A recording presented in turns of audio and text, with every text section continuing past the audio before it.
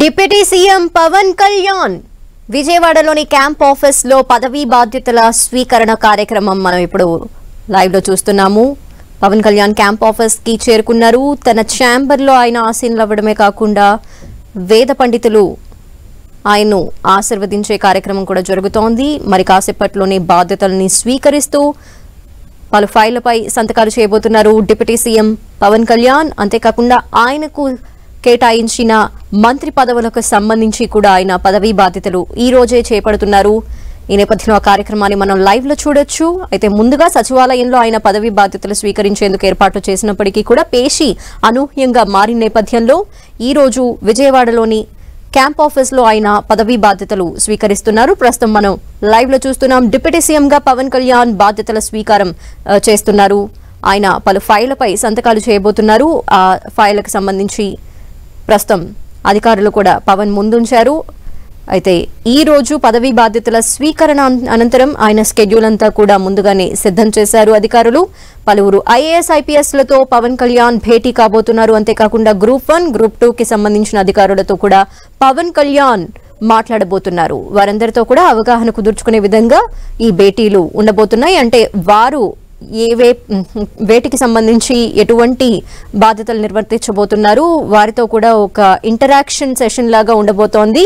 ఈ భేటీలోని కూడా ముందుగా ఐఏఎస్ ఐపీఎస్లతో డిప్యూటీ సీఎం పవన్ కళ్యాణ్ భేటీ అవబోతున్నారు. అనంతరం గ్రూప్ 1, గ్రూప్ 2 అధికారులతో భేటీ కాబోతున్నారు.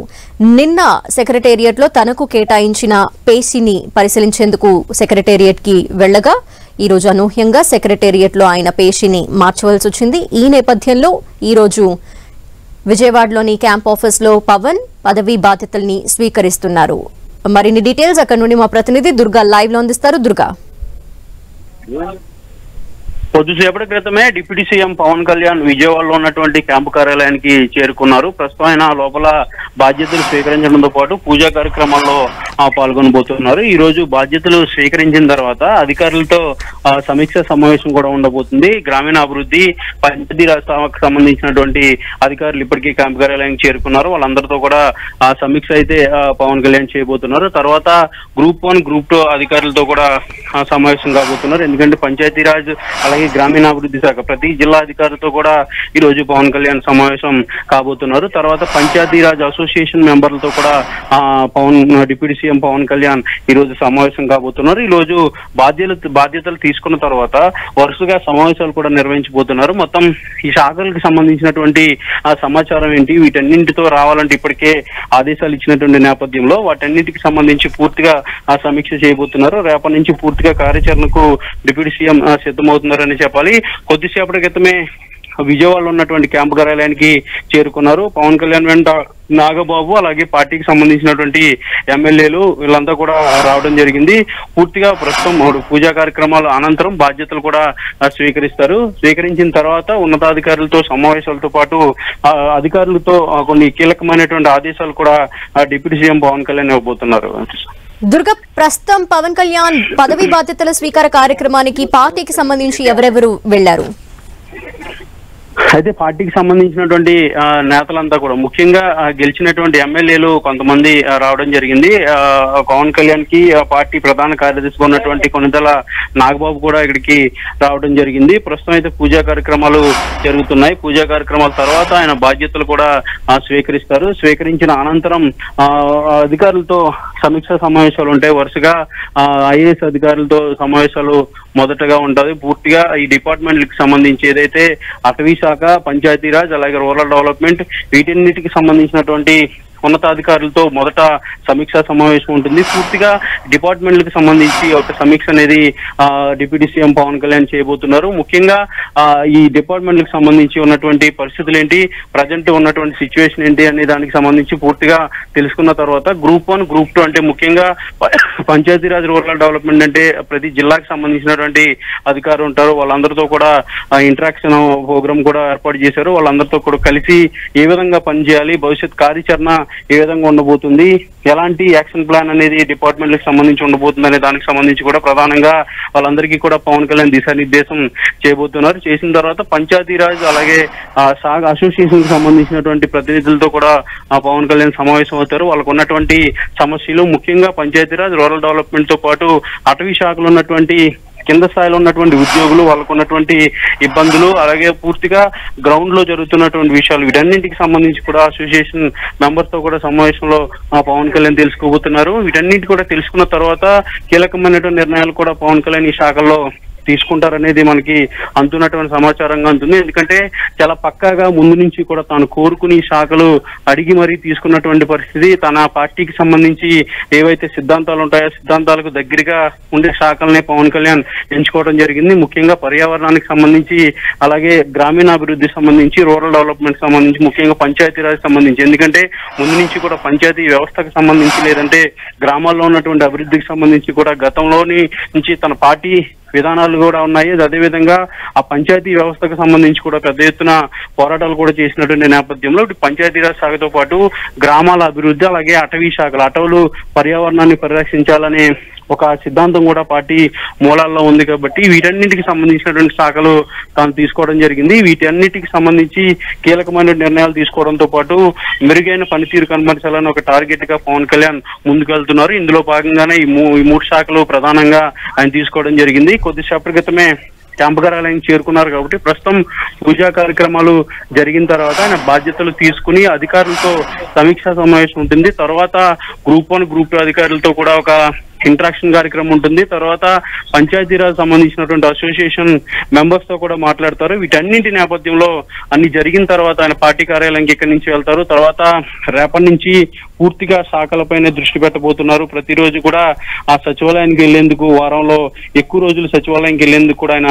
యాక్షన్ ప్లాన్ కూడా సిద్ధం చేసుకున్నారు. ఈ శాఖల పనితీరుకు సంబంధించి మరిన్ని మెరుగైన ఫలితాలు సాధించాలి, ముఖ్యంగా గ్రామాల అభివృద్ధి చెందాలి, పంచాయతీరాజ్ వ్యవస్థ అనేది బలంగా ఉండాలి అనేది చాలా ముందు నుంచి అనుకుంటున్నటువంటి పవన్ కళ్యాణ్ ఆ శాఖలు తీసుకోవడం, వాటి అభివృద్ధికి సంబంధించి లేదంటే వాటి పురోగతికి సంబంధించి కూడా కృషి చేస్తానంటూ ఇప్పటికే చెప్పినటువంటి నేపథ్యంలో ఈ రోజు బాధ్యతలు తీసుకున్న తర్వాత వీటికి సంబంధించి ఏ విధమైనటువంటి ఆదేశాలు అధికారులకు ఇస్తారనేది మధ్యాహ్నం తర్వాత తెలిసే అవకాశం కనిపిస్తుంది.